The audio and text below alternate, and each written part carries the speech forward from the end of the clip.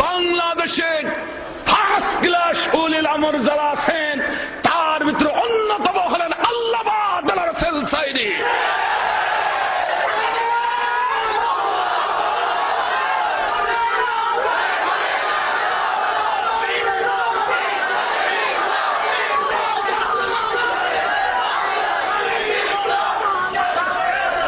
আমার ভাইরা,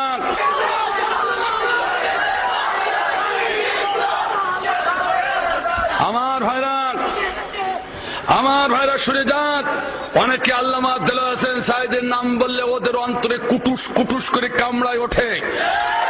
যে ইমাম শুনে, যে ইমাম আল্লামা দেলোয়ার হোসেন সাঈদীর নাম নিতে চায় না মসজিদে, ওর জন্য দোয়া করতে চায় না, আমি ফতোয়া দিয়ে গেলাম ওই ইমামের পিছনে কোনো মুমিনের ইক্তেদা করা যায় যাবে না।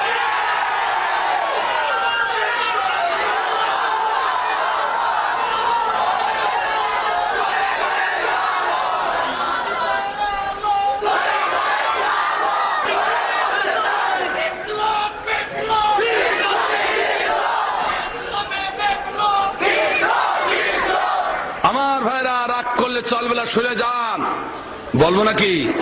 হাটে যখন হাড়ি ভাঙা শুরু করেছি ভালো করে ভেঙে দিয়ে যাব। সারা বিশ্বে আন্তর্জাতিক পর্যায়ে দুটি বিশ্ববিদ্যালয় বড়। আন্তর্জাতিক পর্যায়ে একটা হল অক্সফোর্ড বিশ্ববিদ্যালয়, ইহুদি খ্রিস্টানের তৈরি, আর একটা হল জামে আজহার বিশ্ববিদ্যালয়, মিশরের মুসলমানের তৈরি।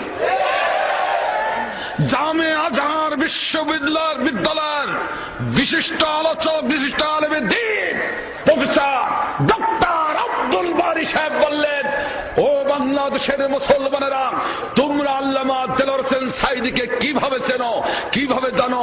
আমি জানি না, কিন্তু আমি তাকে কাছ থেকে দেখেছি, কাছ থেকে চিনি।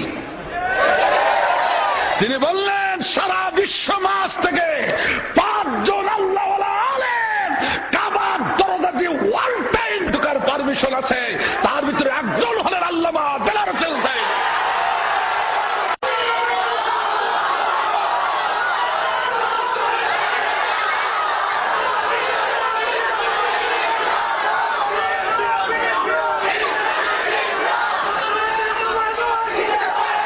শুনতে হবে কথা, কথা শুনতে হবে, শুনুন কথা, অনেক কথা।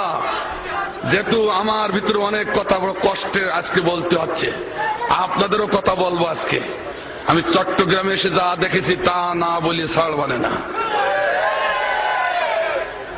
আমার ভাইরা, সারা বাংলাদেশে ঘুরে যা দেখছি এবং আজকেও যা দেখছি, দেখলাম, সব বলবো। রাগ করবেন না তো ভাই? তবে শুনে রাখেন, একটা কথা শুনে যান, রাতের গভীরতা যত বাড়বে বুঝতে হবে পরের দিনের সূর্যের আলোর মুখ তত তাড়াতাড়ি দেখা যাবে। এদেশের বিশ্ববরেণ্য আলেমদের উপরে নির্যাতন, টর্চার যত চলবে বেশি, তত ইসলামে বিজয় তাড়াতাড়ি দেখা যাবে।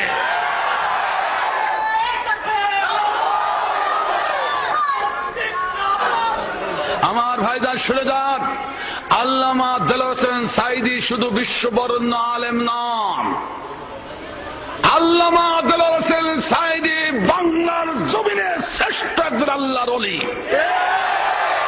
গার জোরে বললে হবে না, দলিল দিচ্ছি, দলিল মুখস্থ করে আর দাঁত ভাঙা জবাব দেওয়ার জন্য প্রস্তুত হয়ে যা, আর বসে থাকার সময় নাই। আমার ভাইজান, দলিলকে আমি ইবনে কাসিরি দেখলাম, শুনুন, তাফসীর ইবনে কাসিরের ভিতরে আমি পেলাম, কাউকে আল্লাহর ওলি বলতে হলে মুখস্থ করুন, কাউকে আল্লাহর ওলি বলতে হলে ন্যূনতম 3টি শর্ত লাগবে। কয়টা? 3টি শর্ত মুখস্থ করুন। প্রথম শর্ত হলো বিসমিল্লাহর বাদ থেকে নাসের সিন পর্যন্ত নাড়া আরবি গড় গড় করে গ্রামার দিয়ে পড়ার ক্ষমতা থাকতে হবে। আলেমরা বুঝতে পেরেছে নাড়া আরবি কার কয়, যে আরবিতে জেদ জবর পেশ নাই। এই আরবি পড়া কিন্তু অত সহজ নাই, অনেক হুজুরা ঠ্যাং কাঁপতে কাঁপতে পুড়িয়ে যায়। না, আমি সাতক্ষীরার কথা বললাম, আমি চট্টগ্রামের কথা বলে কি মায়ের খাবো? এরা বড় বড় হুজুর সব। আমার ভাইজান, আমি বলতেছিলাম আল্লামা দেলোয়ার হোসেন সাঈদীর ভিতরে এই গুণটা আছে কিনা দেখার দরকার আছে। তো মুখে বললে হবে না, দলিল দিতে হবে। শুনুন, দলিল নিয়ে যান। সৌদি আরব 1000 আলেম বাছাই করলো সারা বিশ্ব মাস থেকে নাড়া আরবি পরীক্ষা নেওয়ার জন্য, তাতে আল্লামা দেলোয়ার হোসেন সাঈদী ছিলেন। মার্কসের পরীক্ষা হলো না আরবি, পরীক্ষার পরে খাতা দেখা হয়ে গেল, রেজাল্ট আউট হয়ে গেল। রেজাল্ট আউটের পরে দেখা গেল একজন আলেম নাম্বারে হিমালয় পর্বতের চূড়ায়, আর সব আলেমগুলো হিমালয় পর্বতের পাদদেশে। যে আলেমটা 1000 মার্কসের ভিতরে 999 পেয়ে যে আলেমটি ফার্স্ট হয়েছিলেন, সে আলেমটি আর কেউ নয়, বাংলাদেশের অহংকার, বাংলাদেশের গর্ব, আল্লামা দেলোয়ার হোসেন সাঈদী। কার সম্পর্কে কি বলতে চান আপনারা হিসাব করে চান। আমার ভাইজান, শুধু এই নয়, দ্বিতীয় শর্ত হল বিসমিল্লাহর বাদ থেকে নিয়ে নাসের সিন পর্যন্ত অর্থ সহ ব্যাখ্যা করার সামর্থ্য থাকতে হবে। আল্লামা দেলোয়ার হোসেন সাঈদীর ভিতরে সেটা আছে কিনা তাও একটু দেখার দরকার। ও ভাই, বাস্তবতা তো অস্বীকার করা যাবে না। বাংলাদেশে 12,500 পীর, চট্টগ্রামেও এসে দেখলাম পীরের অভাব নেই। আমার ভাইজান, 12,500 পীর। আমি হক্কানি পীরদের পরে শ্রদ্ধা রেখে কথা বলছি, যে জিনিস যত ভালো তার নকল তত বেশি বের হয়, ঠিক কিনা? হক্কানি পীরদের পরে কিন্তু শ্রদ্ধা রেখে কথা বলছি। 12,500 পীর, সমস্ত পীরগুলো অলিগুলো এক পাশে নিয়ে আসেন, আর আল্লামা দেলোয়ার হোসেন সাঈদীকে এক পাশে রাখেন। রেখে শুধু একখানা আয়াত আলেমদের সম্মুখে আমি চ্যালেঞ্জ করে গেলাম, একখানা আয়াত আকিমুসসালাহ ওয়া আতুজ যাকাত, এই আয়াতটার তাফসীর করতে বলুন। অনেকেই হয়তো আকিমুসসালাহ এই অংশটুকু তাফসীর করতে পারবে। ওয়া আতুজ যাকাত ইসলামী অর্থ ব্যবস্থা করে ব্যাখ্যা চাইলে বাংলাদেশের এমন পীর আছে, ও হাত পা কাঁপতে কাঁপতে পড়িয়ে মরিয়ে যাবে, তো ব্যাখ্যা করা ক্ষমতা। আর আল্লামা দেলোয়ার হোসেন সাঈদীর কাছে ওয়াতুজ যাকাত ইসলামী অর্থ ব্যবস্থা করে ব্যাখ্যা চান, সপ্তাহের পর সপ্তাহ চলে যাবে, তো ব্যাখ্যা শেষ হবে না। আমি কি বানিয়ে বললাম নাকি? তাহলে দ্বিতীয় গুণটাও তার ভিতরে আছে। 3 নম্বর গুণ হলো মাথা থেকে পা পর্যন্ত সুন্নতি লিবাস থাকতে হবে। আল্লামা দেলোয়ার হোসেন সাঈদীকে তো আপনারাই বেশি চেনেন, ঠিক কিনা? ঠিক কিনা? কাজে আমি মনে করি সুন্নতি লিবাসে তার কোনো ঘাটতি নাই।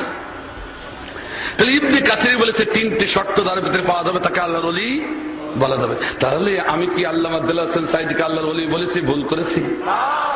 এখন অনেকে প্রশ্ন, শ্রেষ্ঠ ওলি কেন বললে? কারণ এই দেশে দেওয়ানবাগি আছে, দেওয়ানবাগি। উনি দেখলেন যে সমস্ত পীরেরা যখন প্রতিযোগিতা করছে, তা আমার ওর উপরে উঠতে হবে। তিনি ওনার বইতে লিখলেন কি, আমি আল্লাহর সাথে 36 বার সহবাস করেছি। নাউজুবিল্লাহ। আর রাসূল বলে নাউজুবিল্লাহ। তাহলে আল্লাহ হলো মেয়ে লোক আর ও হলো পুরুষ লোক। নাউজুবিল্লাহ বলে। তা আমি বলতে চাচ্ছি আমার ভাইরা, রাগ করার কোনো কারণ নাই, কিন্তু দেলোয়ার হোসেন সাঈদীকে শ্রেষ্ঠ কেন বললাম তার বাস্তবতা শুনুন। বাস্তবতাটারে অস্বীকার করা যাবে না। আল্লামা দেলোয়ার হোসেন সাঈদীর জীবনী পরিসংখ্যান এক্ষুনি খুলুন, আপনি দেখতে পাবেন প্রতি বছর তার হাতে গড় 20 জনের অধিক হিন্দু বিধর্মী মুসলমান হয়েছে। বিদেশের জমিনে যতবার করে দাওয়াত দিতে গেছেন, 20 জন নয়, 20,000 নয়, 1.5 লাখেরও বেশি ইহুদি খ্রিস্টান তার হাতে হাত দিয়ে কালেমা পড়ে মুসলমান। আপনাদের কাছে প্রশ্ন দিয়ে গেলাম, আপনাদের কাছে প্রশ্ন করে যাচ্ছি, এটা যাচাই করুন। বাংলাদেশে একজন পীরকে দেখান তো দেখি, যার হাতে প্রতি বছর 10 জন 20 জনের দরকার নেই, একজন করে বিধর্মী মুসলমান হয়েছে, পরিসংখ্যানে কি পাওয়া যাবে? তাহলে আশ্চর্য বিচার আপনাদের কাছে দিয়ে গেলাম, যার হাতে প্রতি বছর বাংলার জমিনে 20 জনের অধিক বিধর্মী মুসলমান, বিশ্বে 50,000-এর অধিক ইহুদি খ্রিস্টান যার হাতে হাত দিয়ে কালেমা পড়ে মুসলমান হলো, সে আল্লাহর বড় ওলি হবে না? তুমি দাবি করলে কি করিয়ে? ঠিক কিনা? বেশাক আল্লামা দেলোয়ার হোসেন সাঈদী এই জমিনে একজন আল্লাহর বড় ওলি। তিনি আনন্দে না কষ্টে? আসতে বলেন কেন?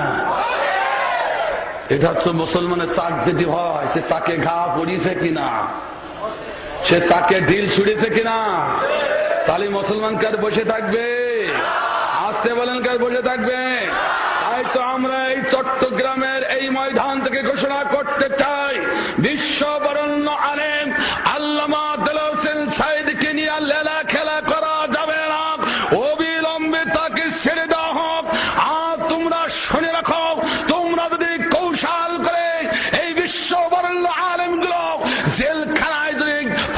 মঞ্চে ঝোলাতে